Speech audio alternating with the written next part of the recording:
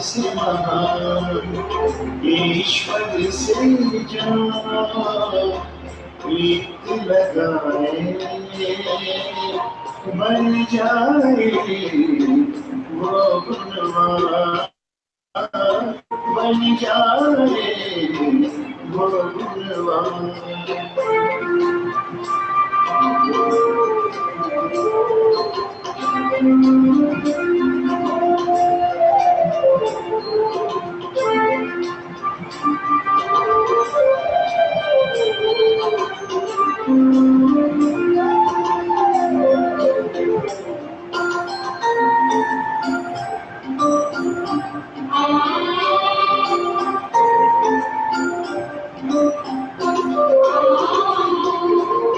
शीतल दृष्टि नम्र जीवन से सबको सुख देता है। शीतल दृष्टि नम्र जीवन से सबको सुख देता है। जैसे नीतन भाई को बोल, नीतन दिल से दुआएं लुटाता है, निर्मल चिंतन निस्वार्थ भाव से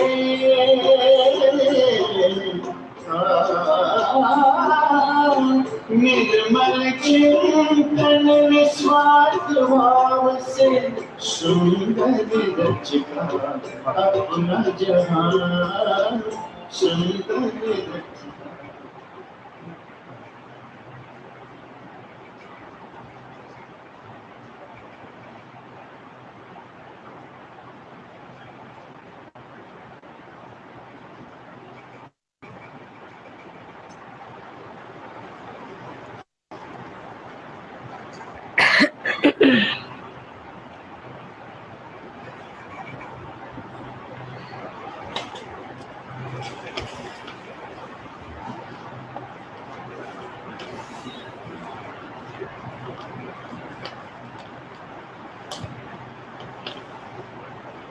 ओम शांति।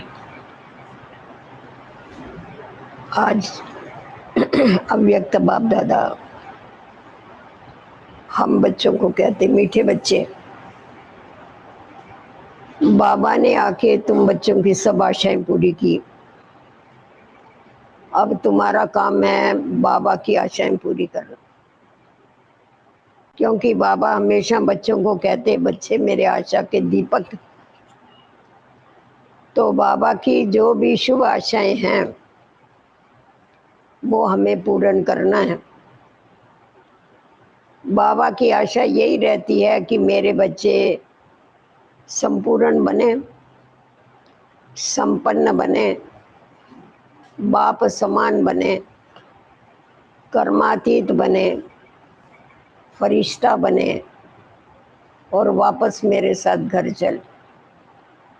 तो इसीलिए आज बाबा विशेष हम बच्चों को कहते कि अपने ऊपर ध्यान दो, और अपने ऊपर ध्यान देते हुए संपूर्ण और संपन्न बन करके जल्दी जल्दी वापस घर जाने की तैयारी करो। तो अभी हम देखते हैं कि बाबा हम बच्चों को संपूर्ण और संपन्न बनने के लिए कौन सी शिक्षाएं देता है। आज विशेष दूर देशवासी, दूर देश निवासी बच्चों से मिलने के लिए आए। सबसे दूर से दूर तो बाप का ही देश है, परम धाम, और खास दूर देश से आने वाले फॉरेनर्स जो बाबा के बच्चे हैं, बाबा कहते मैं उनसे मिलने के लिए आया हूँ। इतने दूर से मिलने के लिए आए हुए हैं। बच्चे स्थूल में दूर है, परंतु बाबा का जो घर है वो तो कितना दूर है, कोई उसका माप ही नहीं कर सकता। इतने दूर से किस लगन से आते हैं बच्चे जो आते हैं भाग भाग के, तो उनको कौन सी लगन है जिस लगन से इतने दूर से आते हैं। बाप को भी तो बच्चों की लगन है, तभी बाबा भी तो भाग के आता है। बाप दादा बच्चों की लगन को जानते हैं। एक तरफ दिल के मिलन की लगन, बाप से मिलना है, ये दिल की लगन है बच्चों की, क्योंकि 5000 बरस बाद एक ही बारी बाप मिलता है। दूसरी तरफ बाप से मिलने के लिए धैर्य भी धरा है, इसीलिए धैर्य का फल विशेष रूप में देने के लिए बाप आए हुए हैं। धीरज तो धरते ही है ना बच्चे, कि बाप आके हमारे से मिले, तो बाबा बच्चों ने जो इतना धीरे धरा हुआ है उसका फल देने के लिए विशेष आए हुए हैं। विशेष मिलने के लिए आए हैं बच्चों से। बाबा कहता है आज मैं मुरली चलाने के लिए नहीं आया हूँ, क्योंकि मुरली तुमने बहुत सुनी, अभी बाबा तुम बच्चों से मिलने के लिए आए। दूर बैठे भी स्नेह के कारण समीप है, कितना भी दूर है तो भी बाबा के दिल के नजदीक है बच्चे। बाप दादा हर समय देखते हैं कि कैसे रात रात जागरण कर बच्चे दृष्टि और वाइब्रेशन से स्नेह और शक्ति को कैच करते हैं, क्योंकि यहाँ का समय और बाहर विदेश का समय तो अलग अलग होता है। अव्यक्त बाप दादा की जब पधरामणि होती है तो सब तरफ बहुत चातरक बन करके नींद फिटा करके सब बच्चे, चाहे देश चाहे विदेश के बच्चे, सब बैठ करके बाबा से दृष्टि लेते हैं, साधनों के द्वारा बाबा से मिलते हैं, बाबा के वाइब्रेशनों को कैच करते। आज विशेष मुरली चलाने के लिए नहीं आए हैं। मुरलियाँ तो तुमने बहुत सुनी, कोई कम थोड़ी मुरलियाँ सुनी है। साकार में कितनी मुरलियाँ सुनी, फिर अव्यक्त में 40 बरस तक मुरलियाँ सुनी। अब तो बाप दादा को ये वर्ष विशेष प्रत्यक्ष स्वरूप, बाप दादा के स्नेह का प्रमाण स्वरूप संपूर्ण और संपन्न बनने की समीपता का स्वरूप। देखो बहुत बड़ा सेंटेंस है। श्रेष्ठ संकल्प, श्रेष्ठ बोल, श्रेष्ठ कर्म, श्रेष्ठ संबंध और संपर्क, ऐसा श्रेष्ठ स्वरूप देखना चाहते हैं। बाबा कहते बच्चे तुमने अभी तो अब तक मुरलियाँ बहुत सुनी हैं, अभी विशेष बाप दादा तुम बच्चों में प्रत्यक्ष जो मुरलियाँ सुनी हैं उसका प्रत्यक्ष प्रमाण देखना चाहते हैं। बाप दादा के साथ जो तुम्हारा स्नेह है उसका स्वरूप देखना चाहते हैं। संपूर्ण और संपन्न बनने की समीपता का स्वरूप देखना चाहते हैं, कि अब तक तुम बच्चे कितने संपूर्ण बने हैं, कितने संपन्न बने हैं और कितने बाप दादा के समीप आए। क्योंकि समीप वही रह सकता है जो समान होता है, अगर समानता नहीं है तो समीपता भी नहीं है। तो इसीलिए हमारा बाप तो संपूर्ण और समान है, तो बाबा बच्चों में देखता है कि मेरे बच्चे मेरे समान संपूर्ण और समान कहाँ तक बने हैं और कितना समीप आए हैं बाप दादा के। श्रेष्ठ संकल्प, श्रेष्ठ बोल, श्रेष्ठ कर्म, श्रेष्ठ संबंध और संपर्क, ऐसा श्रेष्ठ स्वरूप देखना चाहते हैं। संपन्नता जो है वो संकल्पों की श्रेष्ठता, बोल की श्रेष्ठता और कर्म की श्रेष्ठता, आपस में संबंध संपर्क जो है उसमें भी सदैव श्रेष्ठ ऊंची स्थिति में रह करके एक दो के साथ व्यवहार करना। बाबा ऐसा श्रेष्ठ स्वरूप जो तुम्हारा है वो देखना चाहता है। जो भी सुना, अभी तक बच्चों ने जो भी सुना है, सुनना और स्वरूप बनना, ये समानता देखने चाहते। इतनी बाबा की जो शिक्षाएं हमने सुनी हुई है, वो सुना और समान बने या नहीं बने, ये बाबा देखना चाहता है। क्योंकि सुन के अगर भूल जाते हैं तो समानता नहीं आती। सुनते जावे और समान बनते जावे, तभी कहेंगे कि हम बाबा को, बाबा के समान बन रहे हैं।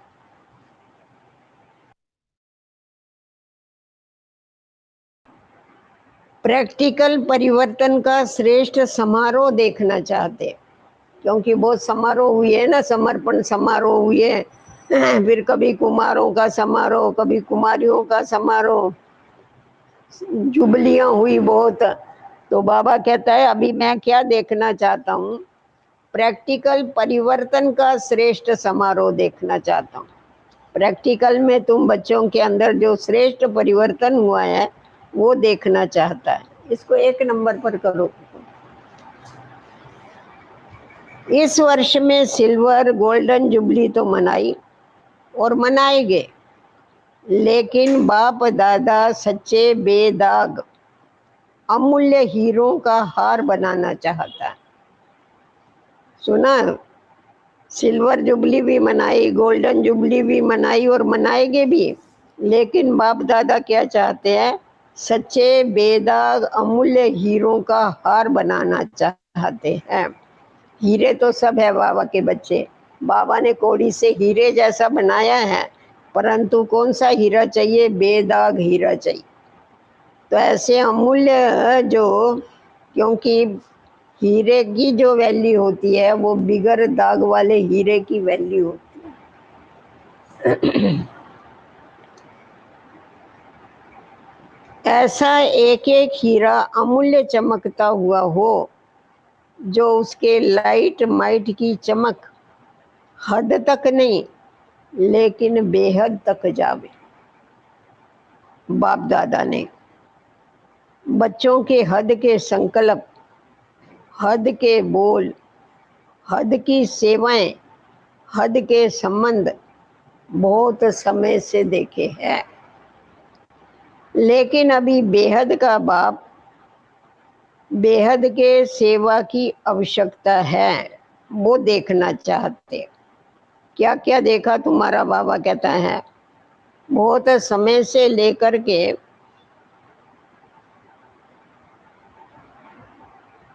बाप दादा ने बच्चों के हद के संकल्प देखे, हद के बोल देखे।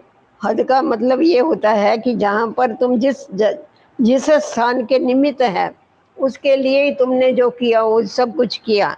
हद के बोल सुने, हद की सेवाएं सुनी तुम्हारी, हद के संबंध बहुत समय से देखे, लेकिन अभी बाप दादा बेहद की सेवा की आवश्यकता है उसको देखना चाहते हैं। उसके आगे ये आपके, उसके आगे ये दीपकों की रोशनी क्या लगेगी। अभी तो लाइट हाउस और माइट हाउस बनना है। अभी तक बच्चों ने दीपक बन करके खास जो स्थान है उसको ही रोशन किया है। दीपक तो लिमिटेड होता है ना, उसकी रोशनी ज़्यादा तक नहीं जाती है, परंतु बाप दादा सिर्फ तुमको दीपक नहीं बनाने के लिए आया है। बाप दादा अभी तुम बच्चों के द्वारा लाइट हाउस माइट हाउस बन के तुम्हें सारी सृष्टि को लाइट और माइट देने का काम करना है। ये देखना चाहते हैं तुम कहाँ तक बने हैं। बेहद की तरफ दृष्टि रखो, बेहद की दृष्टि बने तब सृष्टि परिवर्तन होगी, क्योंकि हम सब विश्व कल्याणकारी है ना। तो इसीलिए बाबा कहते हैं तुम अपनी दृष्टि को बेहद में ले जाओ, सारी सृष्टि को सामने लाओ, और सारी सृष्टि को सामने ला करके लाइट हाउस माइट हाउस बन के सबको लाइट और माइट दो, तभी सृष्टि में परिवर्तन होगा। सृष्टि परिवर्तन का इतना बड़ा कार्य थोड़े समय में संपन्न करना है, तो गति और विधि भी बेहद की फास्ट चाहिए। स्पीड भी बहुत फास्ट चाहिए और विधि भी फास्ट चाहिए। वो विधि कौन सी है? देखो, फास्ट विधि क्या है? आपकी वृत्ति से देश विदेश के वायुमंडल में ये एक ही आवाज गूंजे कि बेहद के मालिक, विश्व के मालिक, बेहद के राज अधिकारी, बेहद के सच्चे सेवाधारी हमारी देवात्माएं आ गई है। परमात्मा आने की बात अलग, वो बाद में, परंतु पहले तुम लोगों की बेहद वृत्ति के द्वारा देश विदेश में ये वायुमंडल बने, ये आवाज गूंजे कि जो बेहद के मालिक है, विश्व के मालिक है, बेहद के राज अधिकारी है, बेहद के सच्चे सेवाधारी है, वो हमारी देवात्माएं आ गई है। अभी ये बेहद का एक आवाज देश विदेश में गूंजे, तब संपूर्णता और समाप्ति समीप अनुभव होगी। अभी ये तो समझते हैं कि आप सेवाधारी है, पर कैसे सेवाधारी है? बेहद के सेवाधारी, हाँ, बेहद के तपस्वी, हाँ, बेहद के मालिक। ये जब उनको अनुभव होगा तभी समझो समाप्ति समीप अनुभव होगी। समझा? अच्छा, चारों ओर के श्रेष्ठ भावना, श्रेष्ठ कामना पूर्ण करने वाले फरिश्ता सो देवता आत्माओं को, सदा ऊंच स्थिति में स्थित रहने वाले लाइट हाउस, माइट हाउस विशेष आत्माओं को, बाप दादा के सूक्ष्म इशारों को समझने वाले विशाल बुद्धि बच्चों को बाप दादा का याद, प्यार और नमस्ते। और रूहानी बच्चों की रूहानी बाप दादा को याद, प्यार, गुड मॉर्निंग और नमस्ते।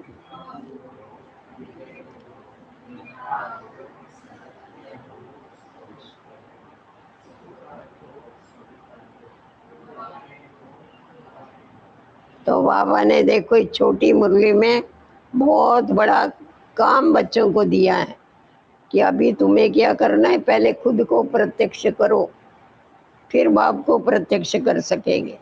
इसीलिए जल्दी से जल्दी संपूर्ण और संपन्न बनो, तो पुरानी सृष्टि की समाप्ति नजदीक हो।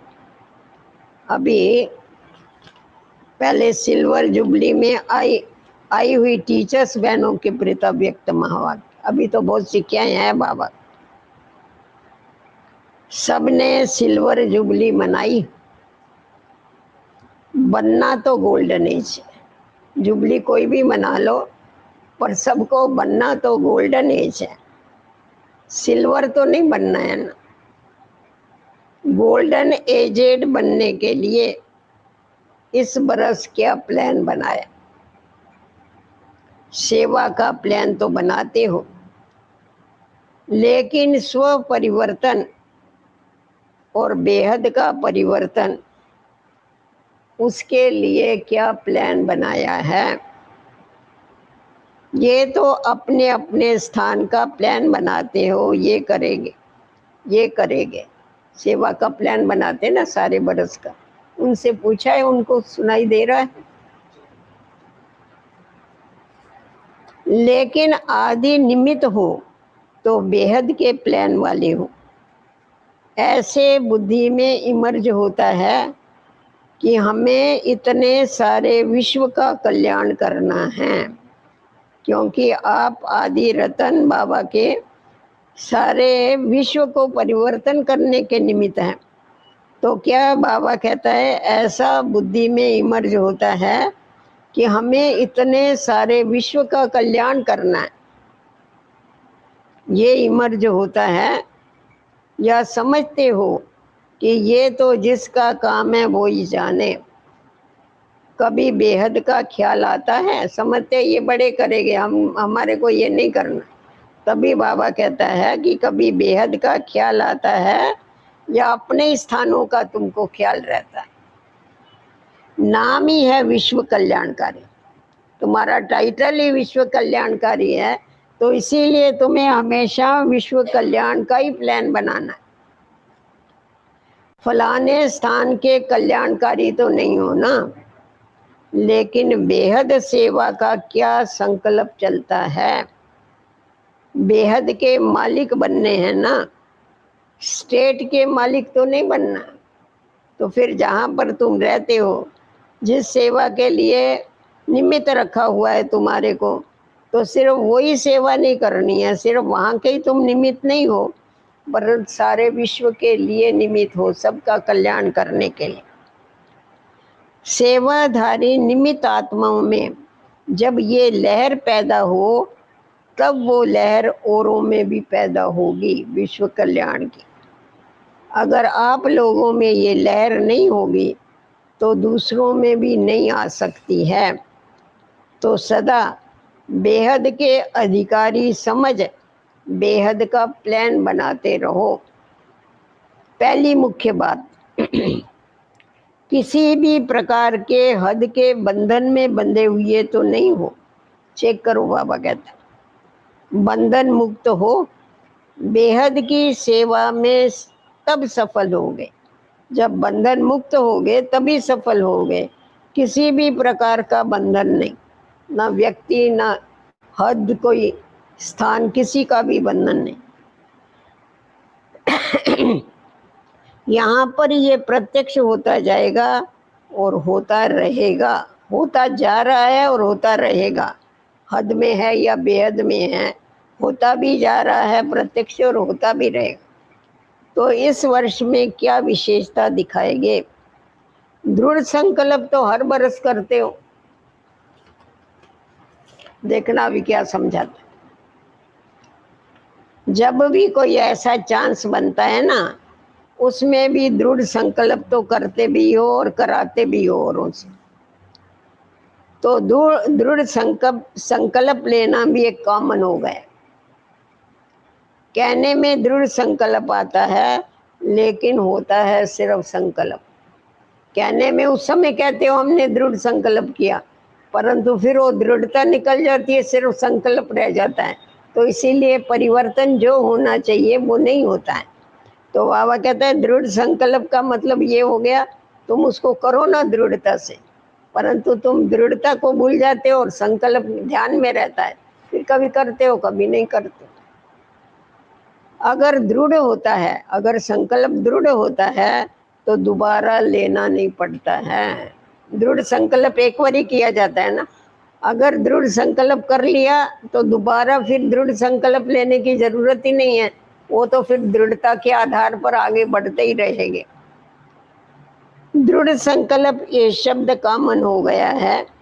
अभी कोई भी काम करते हैं तो कहते ऐसा ही है कि हाँ हम दृढ़ संकल्प करते हैं, लेकिन ऐसा कोई नया साधन निकालो जिससे सोचना और करना दोनों भी समान हो जावे। वास्तव में ज्ञानी तो आत्मा का यही लक्षण है ना, जो सोचा वो किया, जो बोला वो किया। प्लान और प्रैक्टिकल दोनों साथ साथ हो, नहीं तो प्लान अलग होता है और प्रैक्टिकल अलग होता है। दोनों साथ साथ चले। जो प्लान बनाओ वो प्रैक्टिकल में करके बताओ। प्लान तो बहुत करते हैं, लेकिन प्रैक्टिकल में समस्या भी बहुत आती है, मेहनत भी लगती है। प्रैक्टिकल करने में तो मेहनत भी लगेगी, समस्या भी आएगी, सामना भी करना पड़ता है। ये तो होगा और होता ही रहेगा। ऐसा नहीं कोई भी कार्य सहज हो जाएगा, परंतु ये सब कुछ होगा, समस्याएं भी आएगी, मेहनत भी करना पड़ेगा, नहीं तो भाग्य कैसा बनेगा। तो ये सब कुछ होगा, परंतु तुम्हें क्या करने का है? तुम्हें आगे बढ़ना है। लेकिन जब लक्ष्य है तो प्रैक्टिकल में सदा आगे बढ़ते रहेंगे। कितने भी रोडे आने दो, पीछे नहीं हटेंगे, परंतु सदैव आगे बढ़ेंगे। अभी ऐसा प्लान बनाओ जो कुछ नवीनता दिखाई पड़े।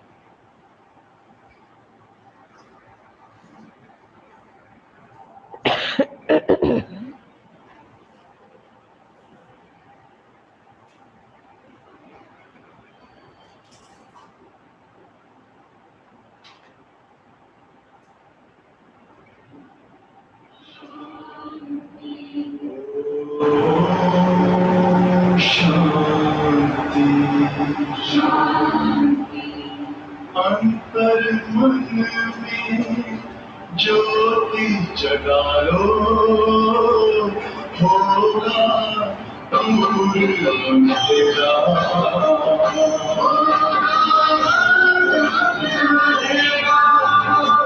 शिव का कर लो ध्यान हमारा पावन पुण्य सवेरा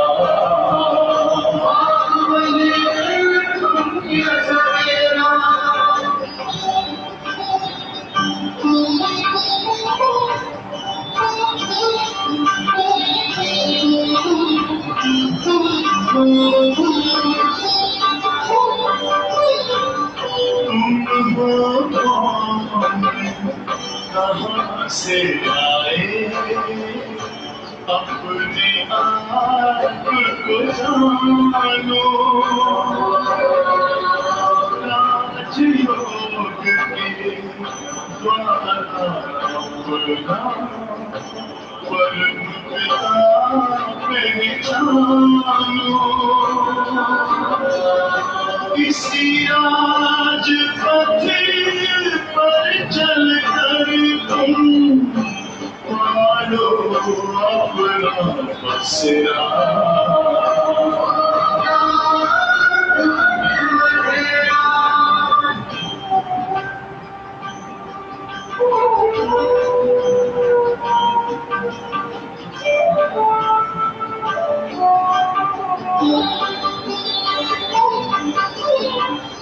तुम हो आत्मा तन से प्यारे परमात्मा तो प्यारे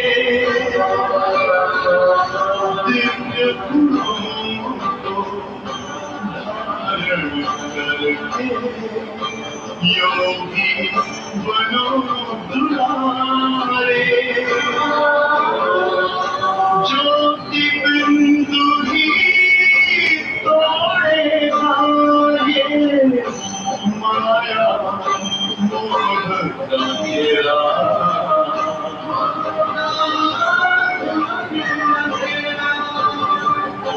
अंतर मन में ज्योति जगारो होगा दूर अंधेरा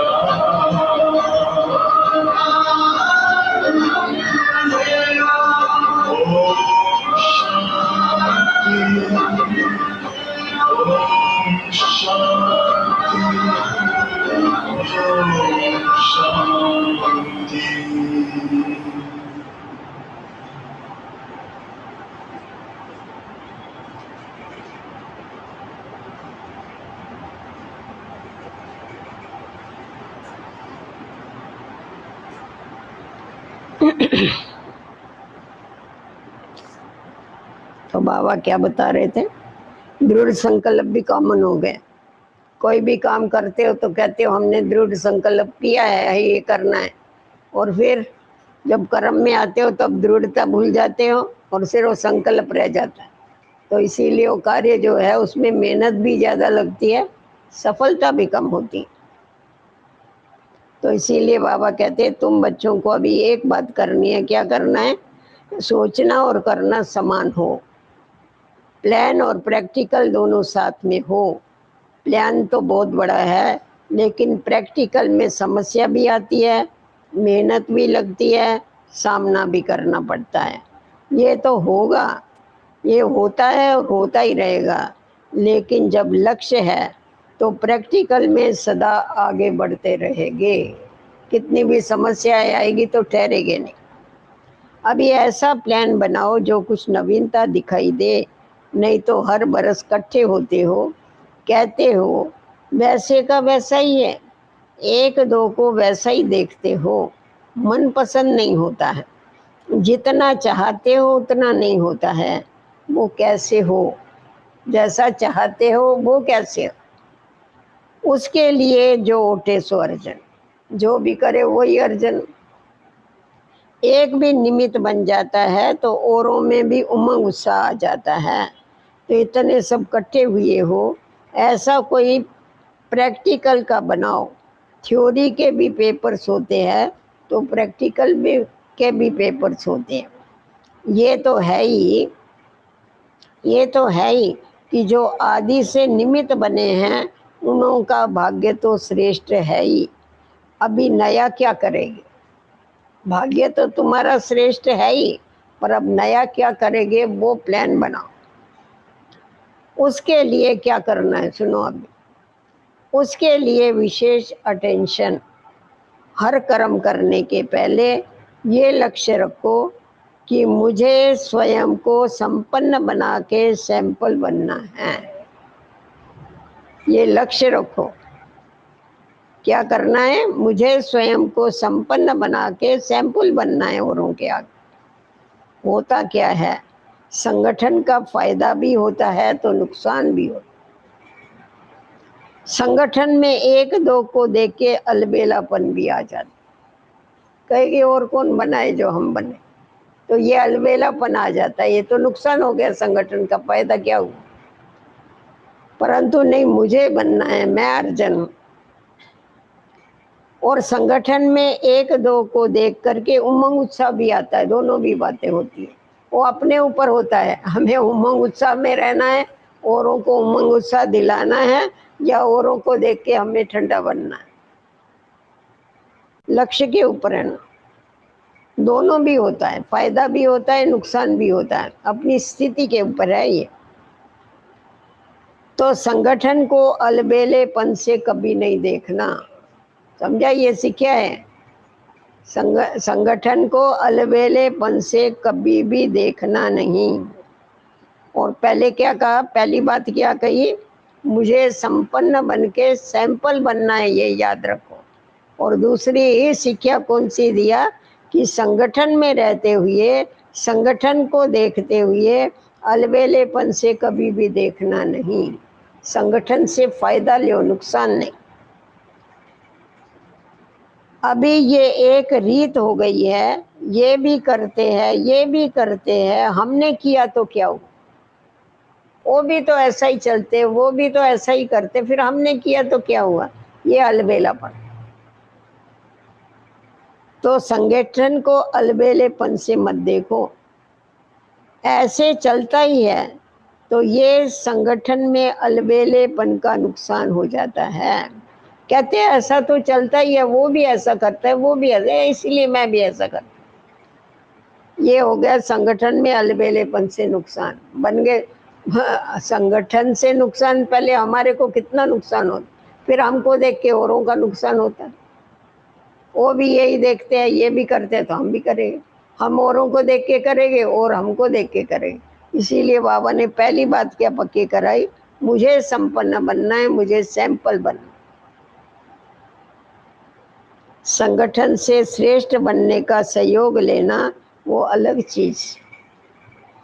अगर ये लक्ष्य रहे कि मुझे करना ही है, मुझे करके औरों को कराना है, सिर्फ मुझे नहीं करना है पर मुझे करके औरों को भी कराना है, तो ज्यादा ध्यान रहेगा। संगठन से श्रेष्ठ बनने का सहयोग लेना वो अलग चीज है।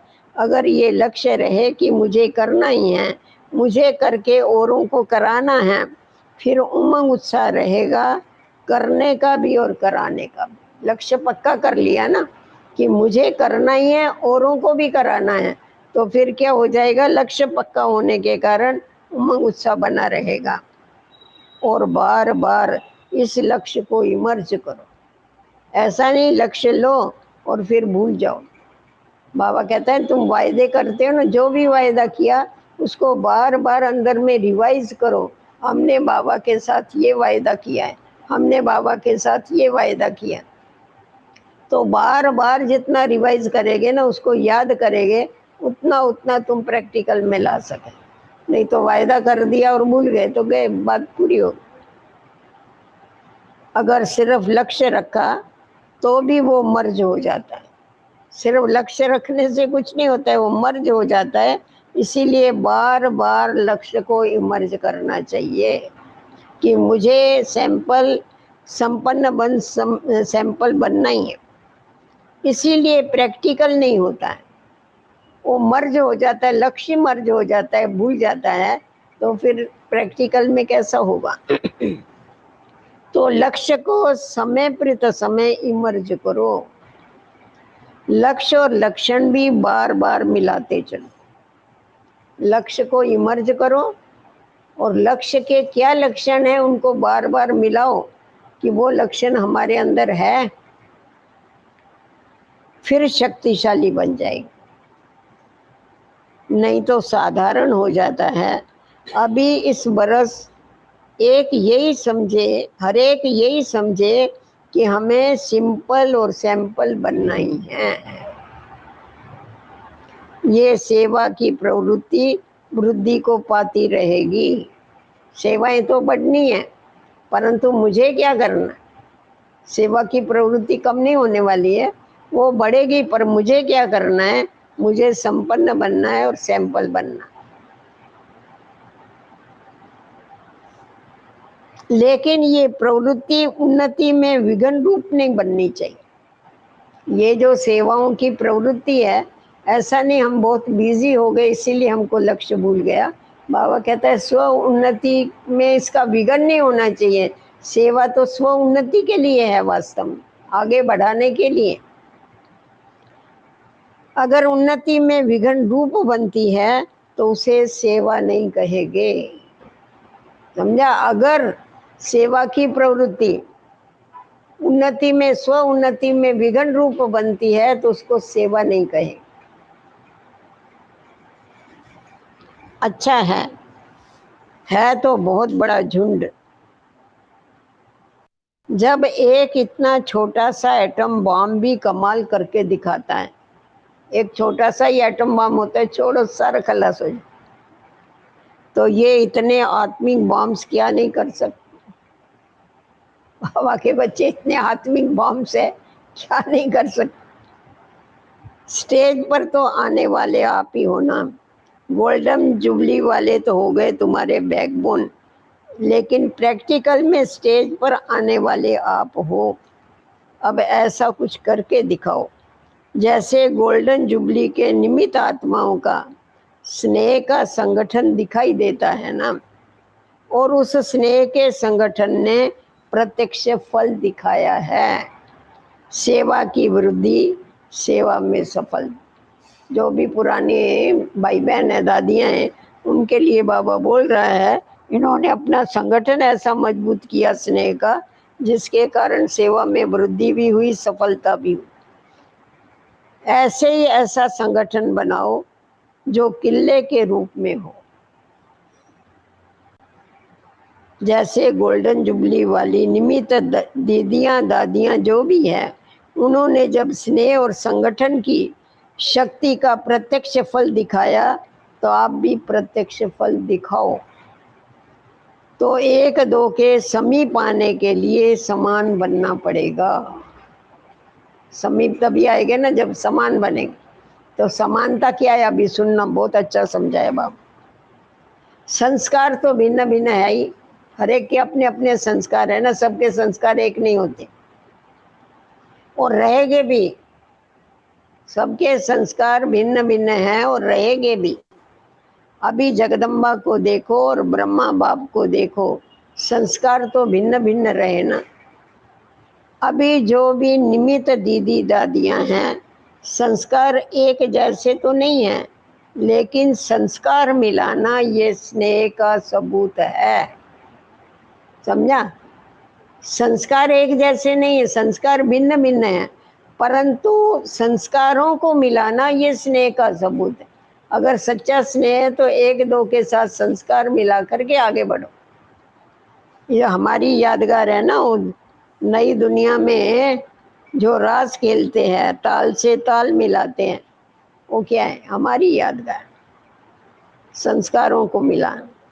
ये नहीं सोचो कि संस्कार मिले तो संगठन हो, ये नहीं।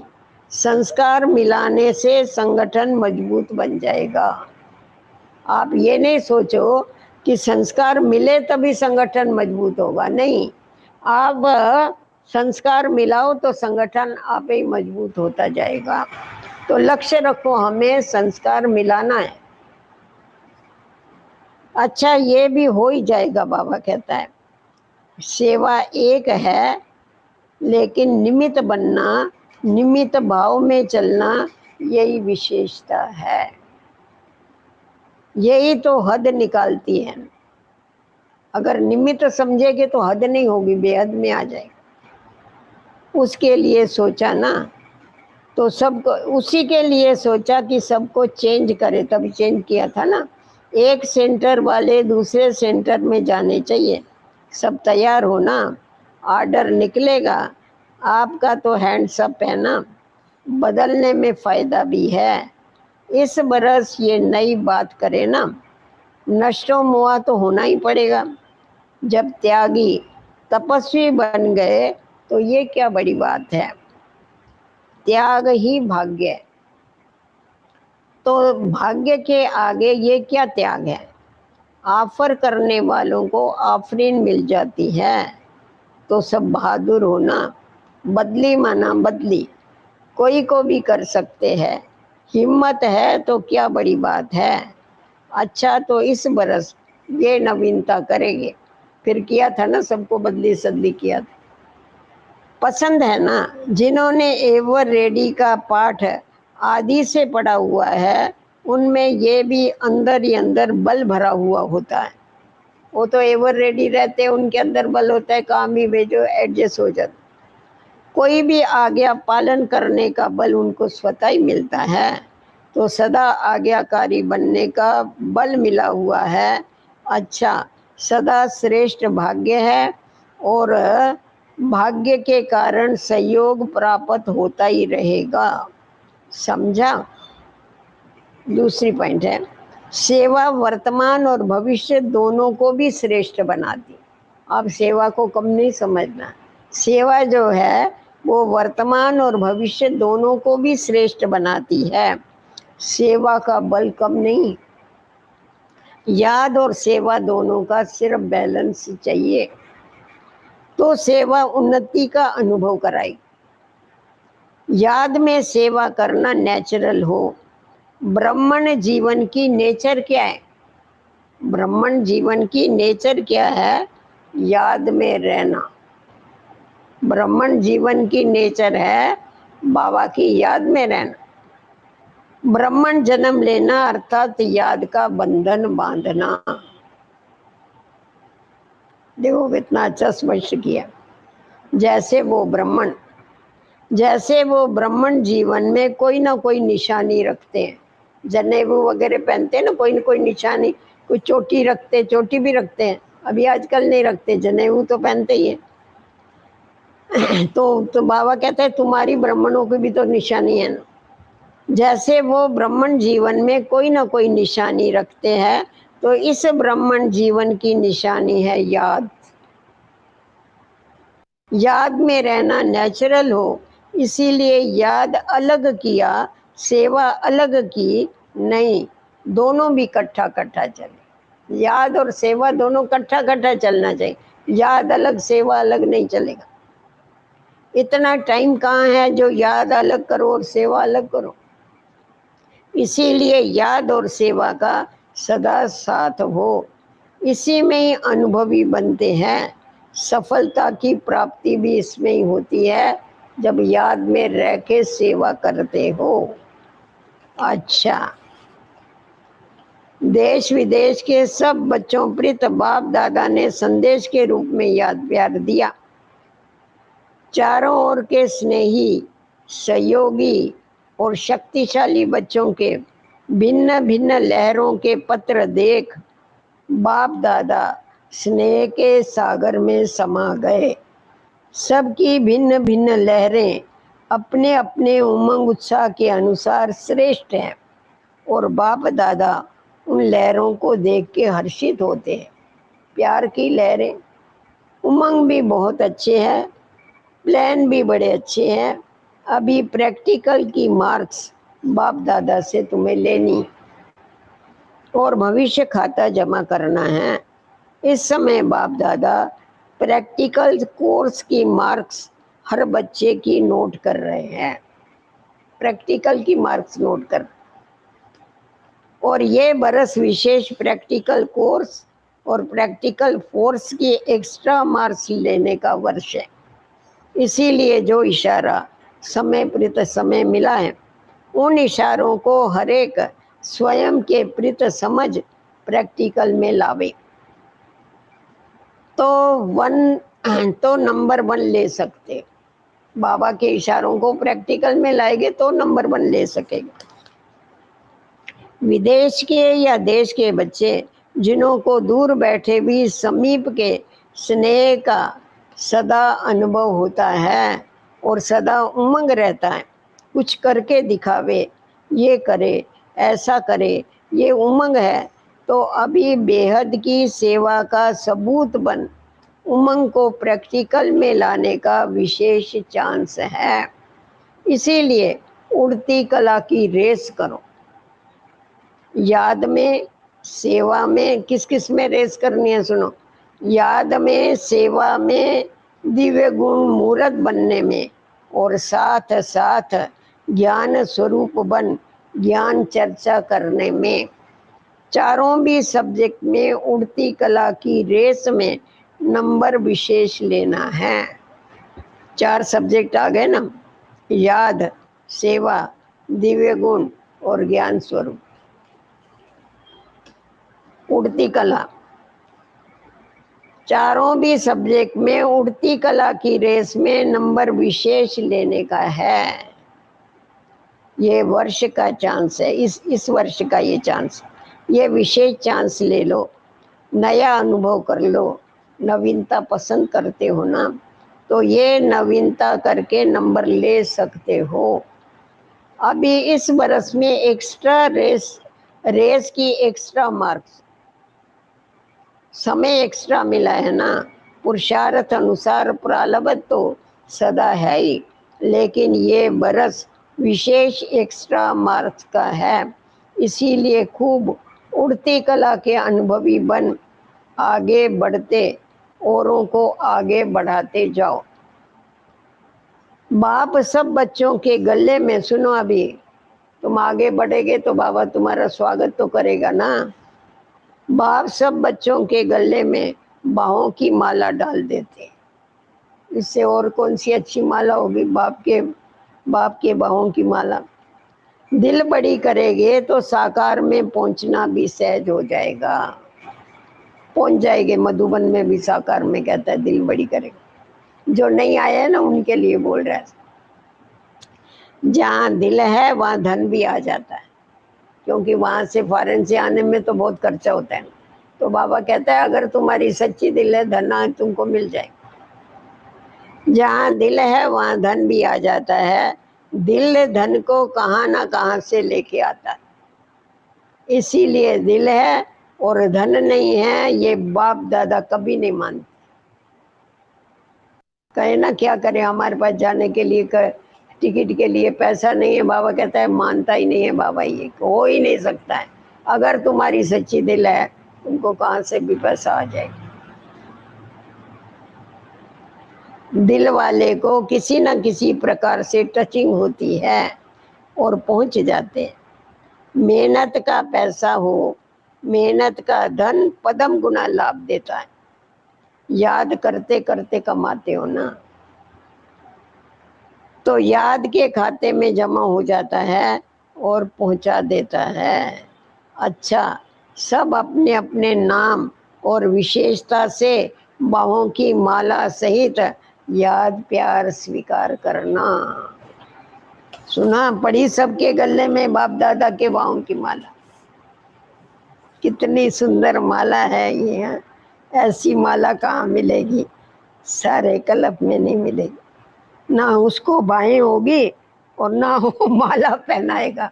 एक ही बारी बाहें मिलती है उसको भी। वरदान, कर्मों की गति को जान। देखना कितना अच्छा है वरदान। कर्मों की गति को जान, गति सदगति का फैसला करने वाले। मास्टर दुख हरता सुख करता भव। अभी तक अपने जीवन की कहानी देखने और सुनाने में बिजी नहीं रहो, बल्कि हरेक के कर्म की गति को जान के गति सदगति देने का फैसला करो। किसको गति देनी है, किसको सदगति देनी है, उनकी कर्म कहानी जानो और उनको दो। बाबा कहते मास्टर दुख हरता सुख करता का पाठ बजाओ। अपनी रचना के दुख अशांति की समस्या को समाप्त करो। उन्हें महादान और वरदान दो। दाता के बच्चे हैं। खुद फैसिलिटीज न लो, अब तो दाता बनकर के दूसरों को दो। यदि सेल्वेशन के आधार पर स्वयं की उन्नति व सेवा में अल्पकाल के लिए सफलता प्राप्त हो भी जावे, तो भी आज महान होगे, कल महानता की प्यासी आत्मा बन जाएंगे।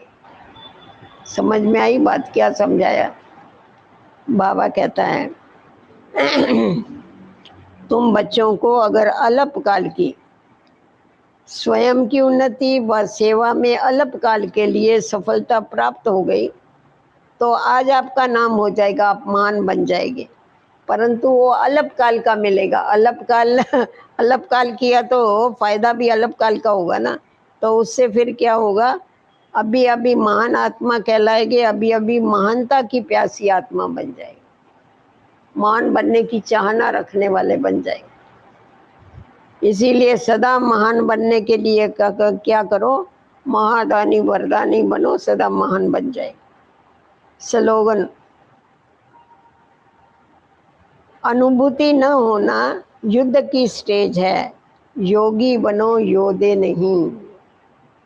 अगर अनुभूतियां नहीं होती है, बाबा की याद में बैठ करके अनुभव नहीं होते हैं, तो उसको योगी नहीं कहते, योद्धा कहते। माया के साथ लड़ते रहो, हाँ, तो योद्धा नहीं बनना है, हमें योगी बनना है। हमारी योगी जीवन है। योद्धे की जीवन खलास हो गई, बहुत लड़े हम माया के साथ। ठीक है, अच्छा, अभी आज हम मम्मा की विशेषताएं सुने। मम्मा का दिन आ रहा है ना 24 तारीख को, क्योंकि आज बाबा ने जो कहा, जो उठे सो अर्जन। तो मम्मा के जीवन का लक्ष्य यही था। जैसे बाबा के जीवन का लक्ष्य रहा कि मैं ही अर्जन हूँ, तो मम्मा के जीवन का लक्ष्य भी यही रहा कि मैं ही अर्जन हूँ। अर्जन अर्थात प्रैक्टिकल में लाने वाला, सैंपल बन करके औरों के आगे, संपन्न बन के औरों के आगे सैंपल बनने वाला। तो मम्मा ने भी हम सभी को सैंपल बन करके बताया। मम्मा की जीवन कहानी भी ऐसी विचित्र जीवन कहानी है। जो मम्मा को जब लक्ष्य मिला, बाबा ने कहा ना, दृढ़ संकल्प, मम्मा की ये बहुत पक्की विशेषता थी। मम्मा जो दृढ़ संकल्प करती थी, उसको प्रैक्टिकल में लास्ट तक करके ही बताती। आप देखेंगे पहले दिन ही जब मम्मा बाबा के पास आई, मम्मा बाहर चप्पल उतार रही थी, बाबा बैठा हुआ था गद्दी पर। बाबा ने मम्मा को देखा और बाबा ने कहा, ये कल्प पहले वाली राधा बच्ची आ गई। देख के ही बोला उसको। और जब मम्मा को ये मालूम पड़ा, उस घड़ी से लेके मम्मा ने पुरुषार्थ करना चालू किया, तीव्र पुरुषार्थ, कि मुझे राधा बनना है, लक्ष्मी बनना है। मम्मा का लक्ष्य कभी भी डगमग नहीं हुआ। मम्मा का दृढ़ संकल्प कभी डगमग नहीं हुआ, मुझे बनना ही है। फिर कितनी भी भले बीच में समस्याएं आवे, कितनी भी परीक्षाएं आवे, परंतु मम्मा कभी भी अपने दृढ़ संकल्प से नीचे ऊपर नहीं हुई।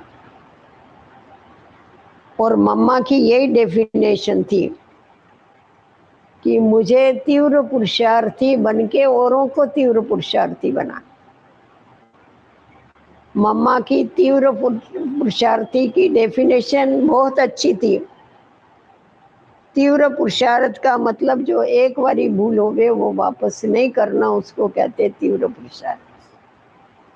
तो मम्मा ने यही जीवन में लक्ष्य रखा कि जो एक बारी भूल हुई वो मुझे वापस कभी भी रिपीट नहीं करना। हम लोग पुरुषार्थ, तीव्र पुरुषार्थ का अलग अर्थ करते हैं। कोई भी भूल हो जाएगी हम कहेंगे हम तो पुरुषार्थी।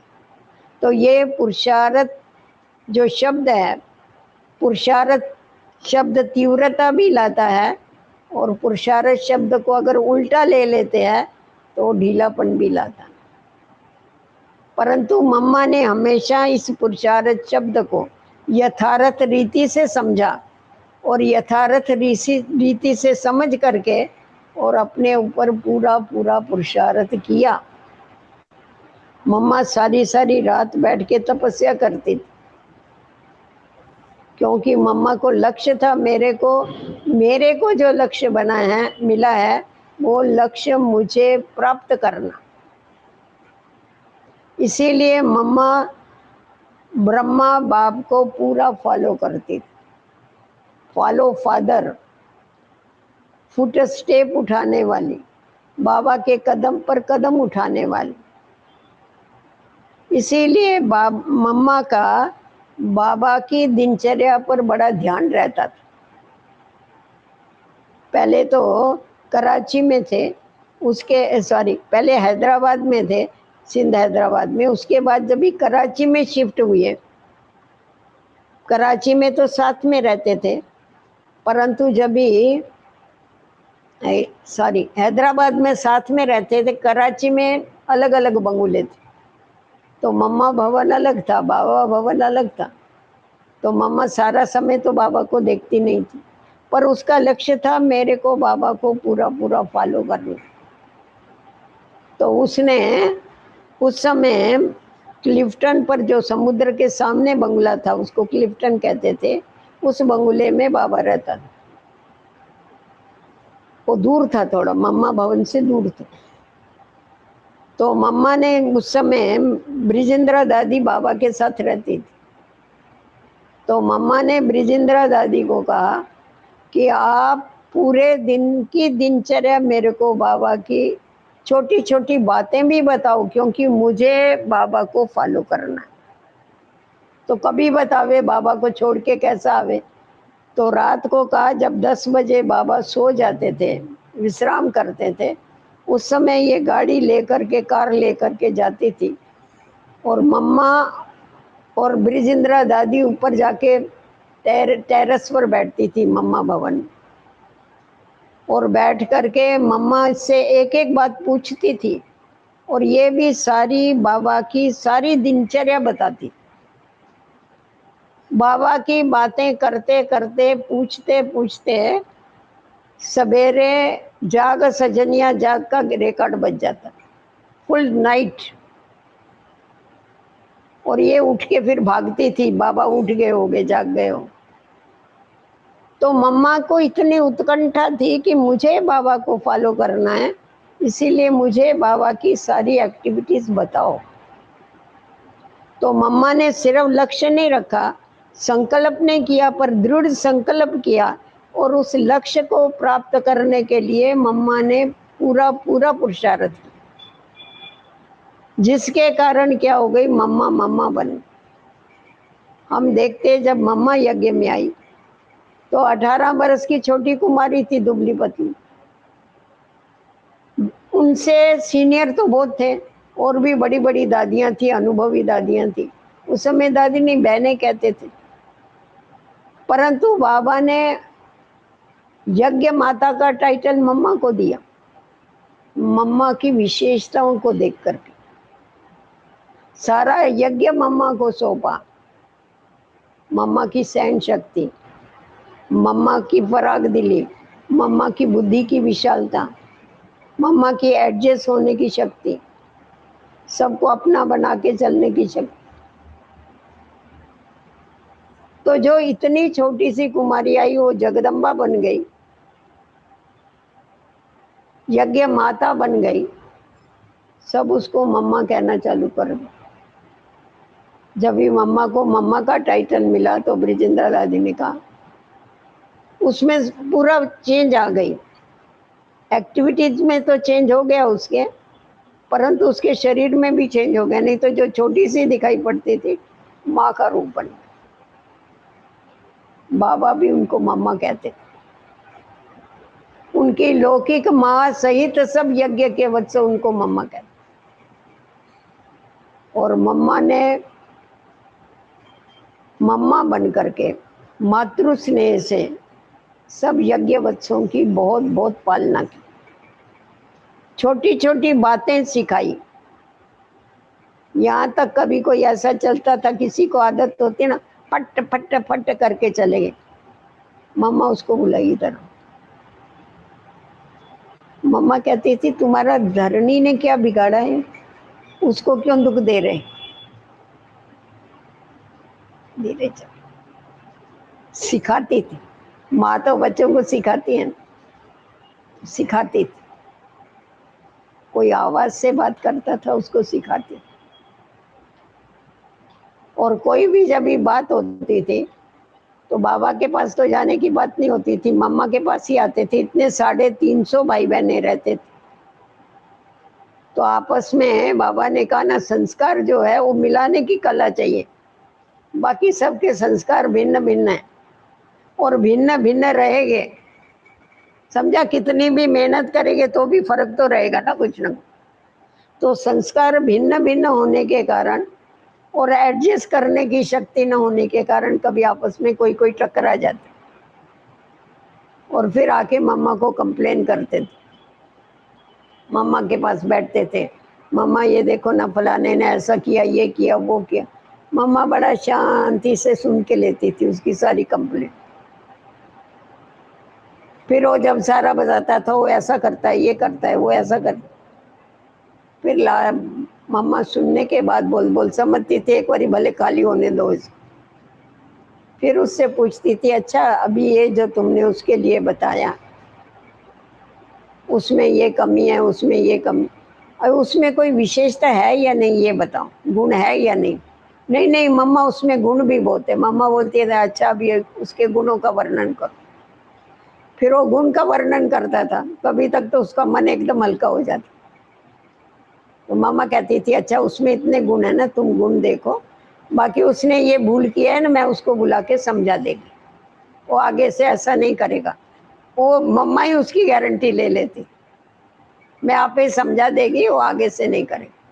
फिर मम्मा जिसकी कंप्लेन आई हुई होती थी उसको बुलाती, फिर उसको बुला के बताती, तेरे में ये गुण है, तेरे में ये गुण है, परंतु ये जो थोड़ा सा तुम्हारा स्वभाव है ना, इसको थोड़ा चेंज कर, तो तुम्हारे साथी तुम्हारे से खुश हो जाएंगे। हाँ मम्मा, मैं जरूर अपने को चेंज करूँ, इतने में मान लेते हैं। तो मम्मा का ये जो तरीका था ना, इसके कारण क्या थी, मम्मा सबकी प्रिय थी और सब अपने दिल का हाल मम्मा को बताते। तो इसीलिए मम्मा की ये जो विशेषता है, सबकी माँ बन के पालना करने वाली, सबका ध्यान रखने वाली और सब अपने पुरुषार्थ के ऊपर पूरा पूरा अटेंशन देने वाली, मम्मा की एक बहुत बड़ी विशेषता थी। बाबा जो बोले, जी बाबा। बाबा ने कुछ भी कहा, रात को कहा, दिन है तो जी बाबा। मम्मा ने कभी किसी बात में डिबेट नहीं की। बाबा मम्मा की परीक्षा लेता था। बाबा कहेगा, बच्चे कल ना सवेरे 2 बजे उठ के भोग बनाना। मम्मा बोलेगी, जी बाबा। अभी भोग लगने वाला होगा 5 बजे 6 बजे, और बोलेगी 2 बजे उठ के बनाना। मम्मा बोलेगी ठीक है। वो 2 बजे उठ के बरोबर स्नान पानी करके किचन में जाएगी। जो साथी होगा बोले अब मम्मा काय को इतना जल्दी बनाते, बाद में बना सकते ना, भोग के समय तो हम तैयार कर डालेंगे। मम्मा बोलती नहीं, बाबा ने बोला नहीं, आप नहीं आओ, मैं आप ही बना लूँ। वो कैसे नहीं आएगी, अभी मम्मा जाएगी तो उनको आना ही पड़ेगा। मतलब बाबा ने बोला तो मुझे करना है, बस ये पक्का। और बाबा मम्मा का बहुत रिस्पेक्ट रखता है। मम्मा जब भी पहली बारी सेवा पर से होकर के आई, बाबा आबू रोड मम्मा को लेने को गया। अरे तुम्हारी माँ बहुत सेवा करके आई, बहुत प्यार था, आज्ञाकारी बच्ची थी ना बाबा। परंतु वंडर ये था भले उसको सब मम्मा कहते थे, पर वो अपने को हमेशा बच्ची समझ के चलती थी। ब्रह्मा बाबा, उसको बाबा भी यज्ञ माता कहता था, पर वो हमेशा यज्ञ पिता की तरफ ही ध्यान खींचा। तो बच्ची समझ के चलने के कारण क्या हो गया, नम्रता का भाव जो है उसमें बहुत, कभी भी अपने को मालिक समझ के नहीं चल। कोई भी बात होगी बाबा से पूछो, बाबा जो बोलेगा वो कर। तो उसको सदैव बाबा बाबा ही याद, साकार भी याद था तो निराकार भी याद था। इसीलिए तो मम्मा का महामंत्र था ना कि हुक्म ही हुक्म चलाए रहा। वो हुक्म चला रहा है, हम कठपुतलियां नाच रही, हम कुछ नहीं करते हैं, वो कराने वाला करा रहा है। तो करन करावन हार स्वामी सदैव उसकी नजरों के सामने रहता था, उसी को ही सामने रख करके चलती थी। ब्रह्मा बाप को फॉलो करती थी, जिसके कारण जल्दी से जल्दी उस स्थिति को प्राप्त करी। बाबा खुद उसके गुणगान करता था। बाबा कहता था देखो बच्चे, ये बाबा है ना, ये बाबा ब्रह्मा बाबा, ये नंबर 1 में है, पर तुम्हारी माँ जो है वो +1 में चली गई, उसने तो और ही ज्यादा मार्क्स ले लिए। इसीलिए तो देखो पहले राधा पीछे कृष्ण गाया गया। पहले कृष्ण को कोई नहीं याद करता है, राधे कृष्ण बोलेंगे, कृष्ण राधे कोई नहीं बोल। तो इसने इतना पुरुषार्थ किया, इतनी मेहनत किया, इसके लिए पहले उसका गायन। तो मम्मा को जो ये था कि बाबा जो बोले वो मुझे करना है। मम्मा की लास्ट स्टेज थी, बीमारी भी ऐसी थी 6 मास मम्मा ने लेट के नहीं देखा, ऐसी भी। लास्ट मोमेंट जब मम्मा को मधुबन में ले गए बॉम्बे से, उस समय पर थोड़े भाई बहन भी थोड़े होते थे ना, 500-100 भाई बहनें आई हुई थे, तभी तो 500 मानो बहुत बड़ी संख्या होती। तो बाबा ने कहा अभी मम्मा शरीर छोड़ने वाली, एकदम अंतिम घड़ी है। और उस समय अपने वेल के वहाँ बगीचे में बाबा ने अंगूर लगाए थे, पहली बार अंगूर निकले। तो बाबा मम्मा को कहता है मम्मा अपने हाथ से बच्चों को अंगूर तो खिलाओ। मम्मा ने कहा जी बाबा। अभी उसका हाथ भी नहीं उठता था, उसकी हालत ऐसी थी, ऐसा हाथ रखा हुआ था ऐसा। वो उनकी जो ब्राह्मण थी जमुना, वो मम्मा के हाथ में ऐसा अंगूर देती थी और हाथ को ऐसा करती थी, ऐसा भी नहीं कर सकती थी। सबको अपने हाथ से अंगूर दिया और उसके बाद मम्मा ने शरीर छोड़ा। मतलब कितनी आज्ञाकारी, कितनी वफादार, कितनी फरमाबरदार। बाबा जो बोले वो ही मुझे करना, क्योंकि बाबा को मम्मा ने पूरा पूरा पहचाना था ये कौन है, और उसी रुआब से चलती थी। ब्रिजेंद्रा दादी बोलती थी, मेरे को मम्मा कहती थी तुम देखो तुम बहुत चिलविलाई करती है, बाबा के सामने ये नहीं, ये बहुत बड़ा बाबा है, ये ऑलमाइटी अथॉरिटी, याद दिलाती थी।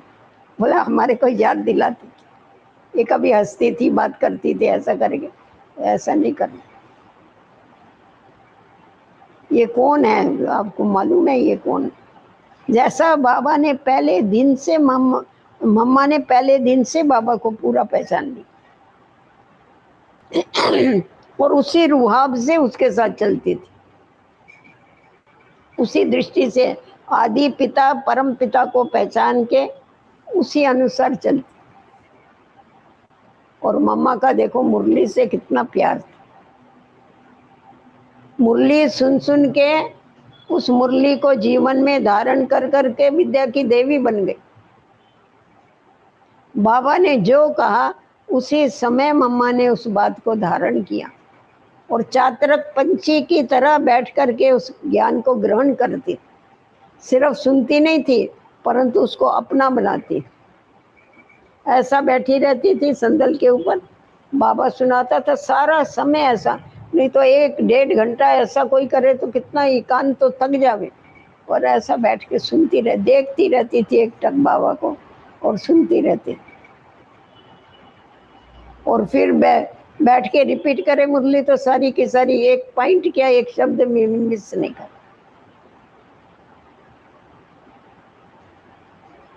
और अगर कोई मम्मा से पूछे कि किसी ने एक बार पूछा, मम्मा बाबा ने ऐसी ऐसी बात बताई, आपका क्या विचार है? मम्मा ने कहा मेरा विचार, बाबा के महावाक्यों के ऊपर मेरा कोई विचार हो सकता? मेरा कोई विचार नहीं। बाबा ने जो बोला सतवचन महाराज, इसीलिए बाबा ने एक बारी कहा कि आज देखो देवों पर बलि नहीं चढ़ती है, देवियों पर बलि चढ़ती। क्यों? देवी काली पर कितनी बलि चढ़ती है, क्यों? क्योंकि बुद्धि सहित अर्पण हो गई। उसने अपनी बुद्धि को भी अर्पण कर दिया, अपनी बुद्धि कभी नहीं चलाई, बाबा के श्रीमत पर ही चली, बाबा की बुद्धि के ऊपर ही चली, अपनी बुद्धि नहीं चली। नहीं तो होता है ना, बाबा ने ऐसा कहा, नहीं ऐसा नहीं ऐसा, अरे ये कोई बात होती है? बाबा ने बोला फिर क्या रहा, जो बुद्धिवानों का बुद्धिवान है उसने बोल दिया तो बात पूरी हो गई। तो ये मम्मा की बहुत बड़ी विशेषता। मम्मा को किसी ने अनुभव पूछा, मम्मा आप इतने जल्दी, आपके अंदर इतना परिवर्तन आ गया, आप क्या पुरुषार्थ करते?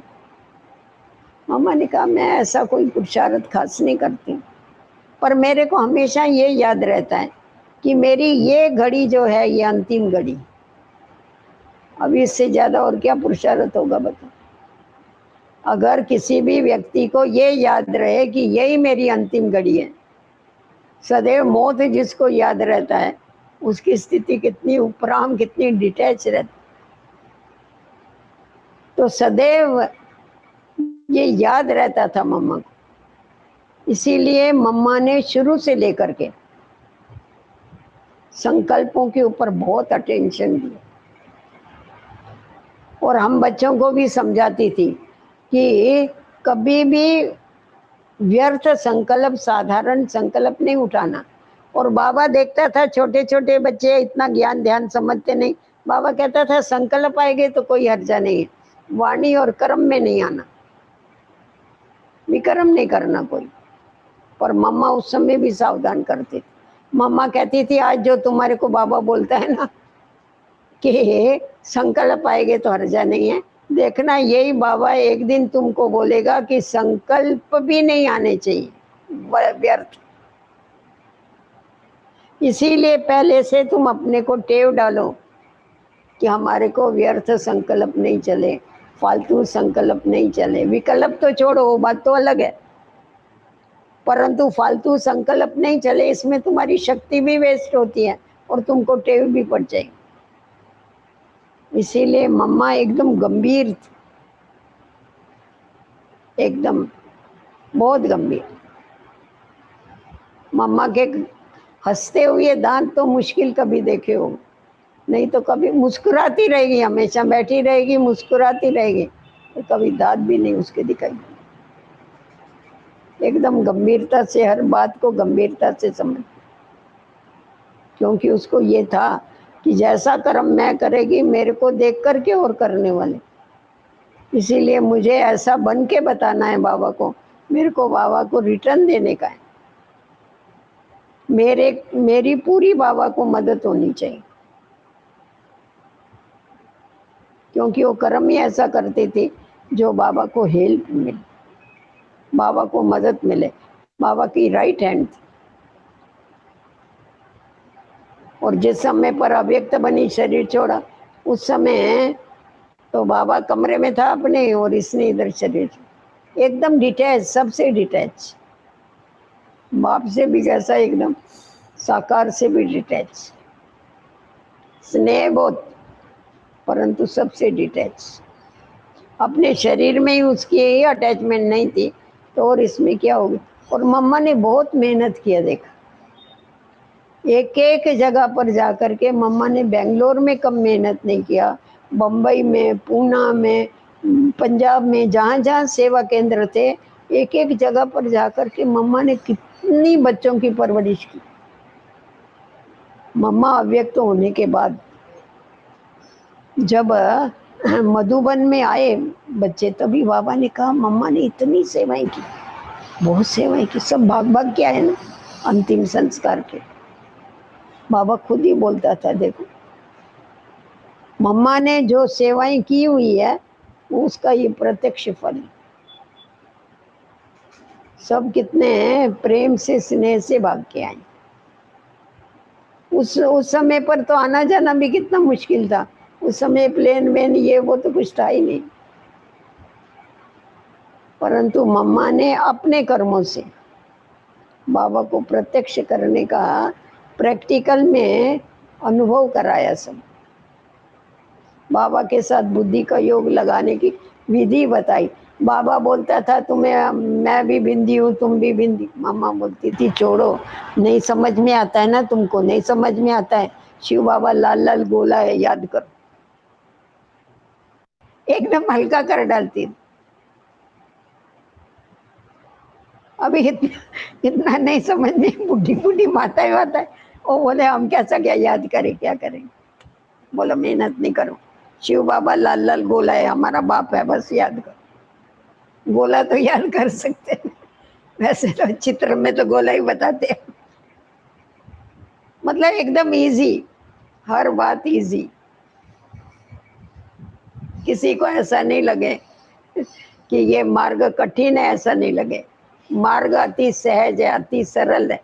आप बाबा मम्मा की मुरली भी देखेंगे ना, एक पॉइंट पकड़ेगी, लास्ट तक वही उसकी चलेगी, बहुत क्लियर करके समझा दे।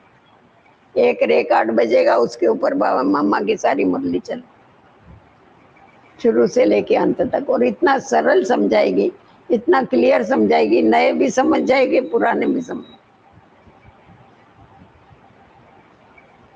क्योंकि उसका प्रैक्टिकल जीवन में उसने धारण किया हुआ था। तो जीवन में धारण की हुई बात समझाना कठिन नहीं होता। और सबके साथ इतने मधुर संबंध थे मम्मा, सब कुछ संभालते हुए एकदम हल्की, कभी बोझा नहीं किसी बात का। और मम्मा खास बोलती थी, कभी भी रोना नहीं। एक बारी मम्मा के आंख में से बहुत आंसू आए, तो बाबा की याद में। तो किसी ने बताया, बाबा मम्मा को रात को बहुत आंसू आ रहे थे बाबा की याद। बाबा ने कहा, बच्ची तुम्हारे आंख में से आंसू नहीं आने चाहिए, प्रेम के आंसू भी तुम्हारे आंख में से नहीं आने चाहिए। देवियों के आंख में कभी आंसू होते हैं? ये तो प्रेम के आंसू है, चलो अश्वन मोती बन जाते हैं। परंतु रोने को मम्मा बहुत ही, जैसा बाबा एकदम कड़क था ना कि कभी भी रोना नहीं, तो मम्मा ये समझाती थी कि रोना मन अपनी सहन शक्ति को खलास करना। आप ऐसा नहीं समझना ये आंख में से आंसू गिरे, आपकी सहन शक्ति खलास हो रही, कमजोर हो जाती ना, आत्मा कमजोर हो जाती। तो सहन शक्ति भरने के बजाय वो तो आंखों में से आप उसको खलास कर रहे हैं। समझाने का मम्मा का तरीका ऐसा था जो सामने वाले को करना ही पड़ेगा। और बाबा ने जब भी उसको बोला, उसके बाद मम्मा के आंख में कभी किसी ने, आएगा यहाँ तक आएगा, बाबा की प्रेम की बात करेंगे तो आंख में आएगा थोड़ा मोती, नीचे नहीं गिरेगा कभी। इतना कंट्रोल था उसका, कर्म इंद्रियां जीत, कर्म इंद्रियों के ऊपर विजय प्राप्त कर लिया। अशरीरी बनने के अभ्यास के कारण ये सब प्राप्त किया। तो जितना जितना अशरीरी बनते जाते हैं उतना उतना अपनी कर्म इंद्रियां अपने वश में होती जाती। सदैव बाबा की याद में मगन, उसके लगन में मगन रहने को।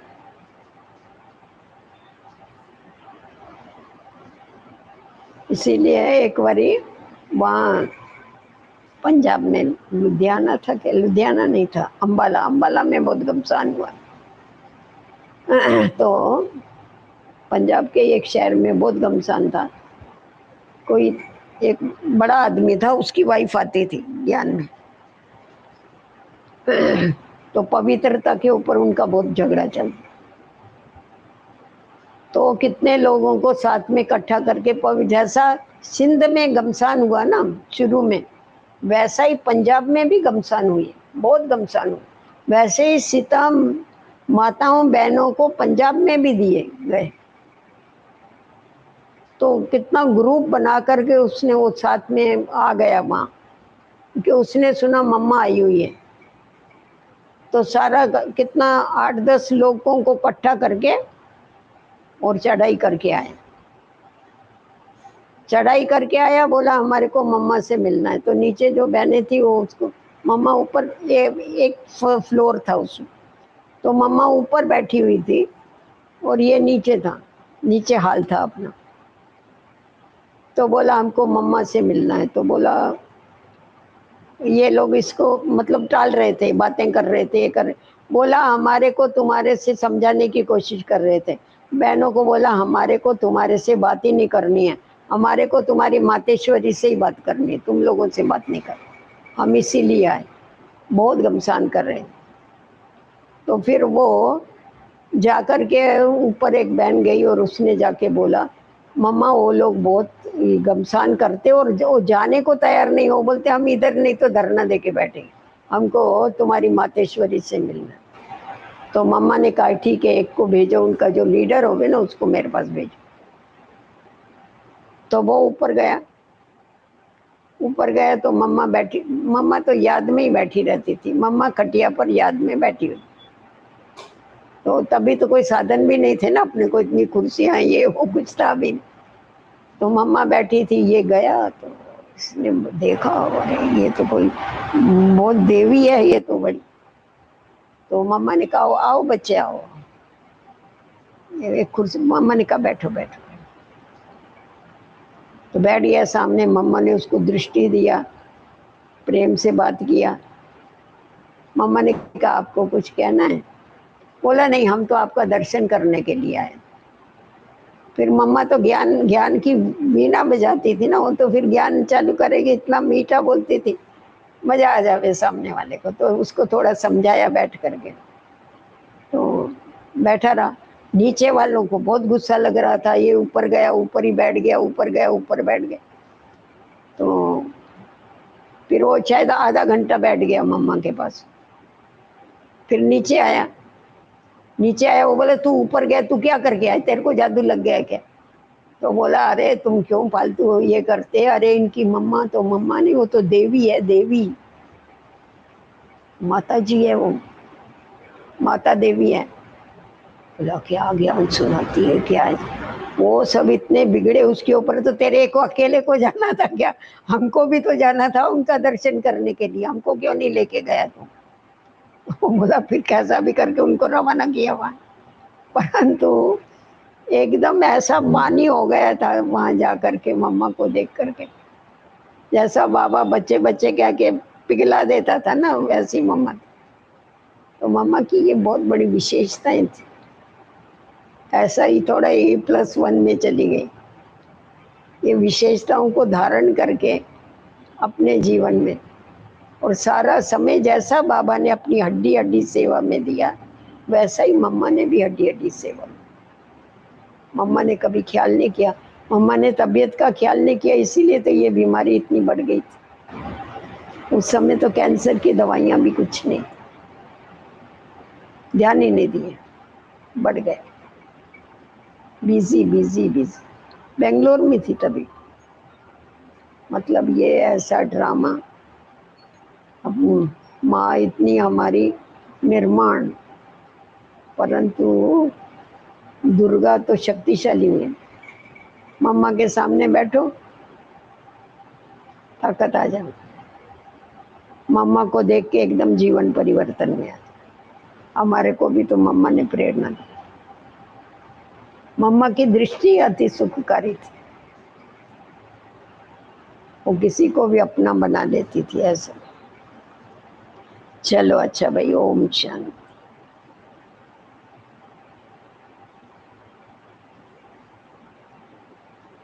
उनसे पूछ लो जरा। लाइट चल, गीत चल।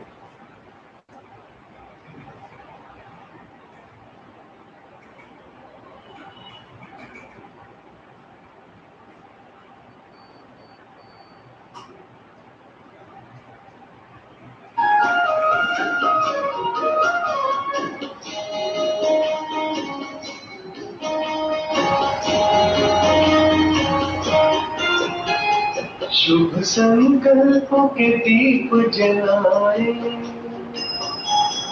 अपने अपने मन में। शुभ संकल्पों के दीप जलाए अपने अपने मन में। जग उजियारा होगा प्रेम से, सुख ही सुख तन तन में। शुभ संकल्पों के दीप जलाए।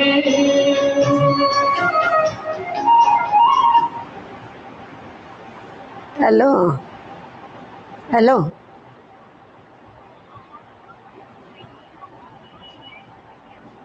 कोई बात नहीं, कोई बात नहीं। चलो, सबको हमारी बहुत बहुत याद, सारे विदर्भ के भाई बहनों को। हाँ, अच्छा अच्छा, भले भले। ओम शांति। अभी बाबा को याद करो 3 मिनट।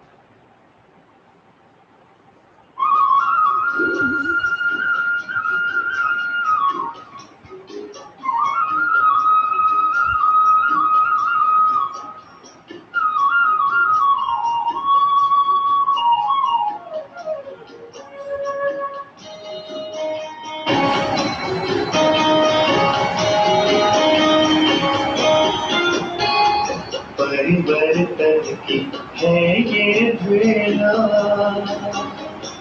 ये जग बदलने वाला। राजयोग का मार्ग यही है, सहज सरल निराला। दिव्यता की बन जाए मूरत,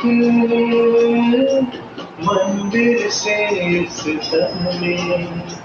जग उजियारा होगा प्रेम से, सुख ही सुख कण कण में। शुभ संकल्पों के दीप जलाए।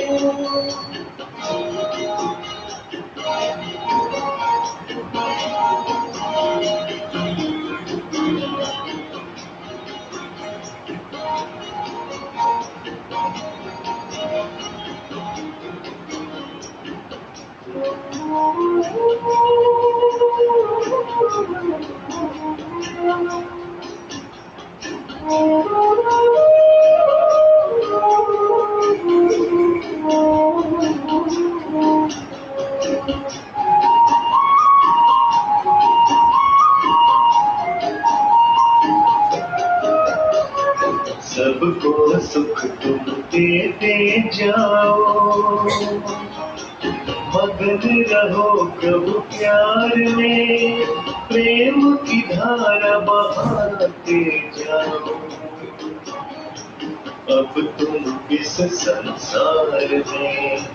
प्यारे प्रभु को पहचानो तुम,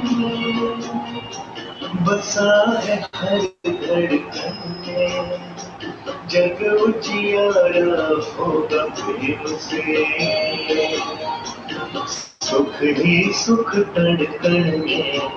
शुभ संकल्पों के दीप जलाए,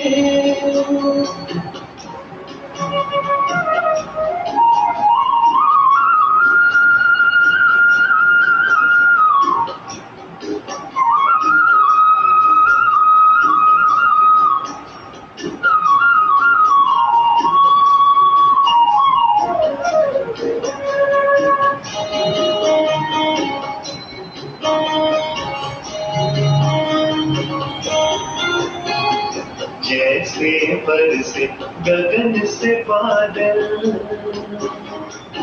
ऐसा तेरा प्यार है, सहयोग योग है साधना, सुख का ये आधार है। अंतर की ज्योति है जगानी, अब हमको जन जन में जग उजियारा होगा प्रेम से, सुख ही सुख कण कण में, शुभ संकल्पों के दीप जलाए, अपने अपने मन में जग उजियारा होगा प्रेम से, सुख ही सुख कण कण में, शुभ संकल्पों के दीप जलाए, शुभ संकल्पों के दीप जलाए, शुभ संकल्पों के दीप जलाए।